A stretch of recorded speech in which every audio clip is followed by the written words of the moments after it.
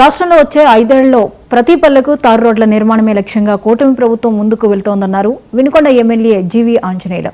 ప్రతి ఊర్లో CC road, డ్రైనేజీల నిర్మాణం పూర్తి చేస్తామన్నారు. విజన్ 2047లో భాగంగా రాష్ట్ర ప్రజల తలసరి ఆదాయం 55 లక్షలకు జీఎస్డీపీ వృద్ధిని 17.11% పెంచడంలో కృషి చేస్తున్నామని తెలిపారు. పల్నాడు జిల్లా వినుకొండ నియోజకవర్గంలో అందుగుల కొత్తపాలెం దగ్గర 15 కోట్లకు పైగా వ్యయంతో నిర్మిస్తున్న హై లెవెల్ బ్రిడ్జ్ నిర్మాణ పనులను పరిశీలించారు.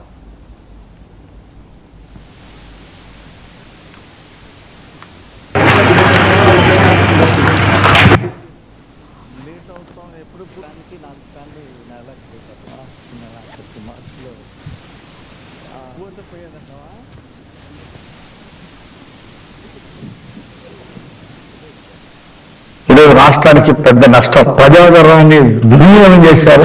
93 కేంద్ర ప్రభుత్వ పథకాలని నిరుపయోగం చేశారండి. ఎట్లా చేస్తారండి? ప్రజలకు వచ్చే ఇప్పుడు drinking water scheme, Jal Jeevan mission లాంటివి, అట్లాగే డ్రింకింగ్ వాటర్, టౌన్ కి డ్రింకింగ్ వాటర్, అమృత్ స్కీమ్, ఇలాంటి ప్రజలకు మంచిని ఇచ్చే అమృత్ స్కీమ్ కూడా ఈరోజు రాష్ట్ర ప్రభుత్వం కట్టే కంట్రిబ్యూషన్ కడితే కేంద్రం ఇచ్చే డబ్బులన్నీ వేల కోట్ల రూపాయలు ఇటని కేంద్ర ప్రభుత్వం ముందుకొస్తే అలాంటి పథకాలు ఉపయోగించుకోలేకపోయారు.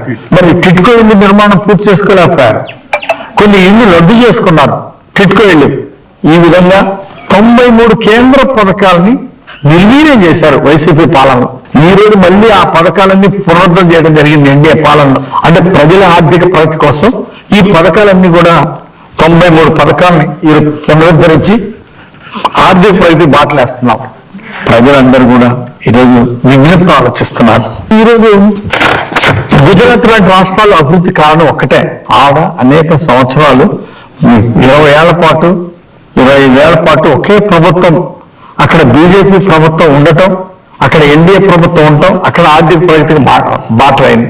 అంటే గతంలో ఆంధ్రప్రదేశ్ ప్రజలు ఒక్కసారి ఒక్క అవకాశం ఇచ్చినందుకు రాష్ట్రాన్ని సంక్షోభంలో పడేశాడు జగన్ పాలన. అభివృద్ధి కుంటుపడిపోయింది. అంటే ఈ రోజు ప్రజలు ఆలోచిస్తున్నారు భవిష్యత్తులో ఇలాంటి పొరపాట్లు జరగకూడదని. ఏదైనా ప్రతి వాళ్ళ ఆర్థిక ప్రగతి బాగుండాలి అంటే, మళ్ళీ లక్షల మందికి ఉద్యోగాలు రావాలి అంటే ఎన్డీఏ ప్రభుత్వం కొనసాగాలి. ఈరోజు రాష్ట్రానికి పెద్ద నష్టం. ప్రజాధనాన్ని దుర్వినియోగం చేశారు. 93 కేంద్ర ప్రభుత్వ పథకాల్ని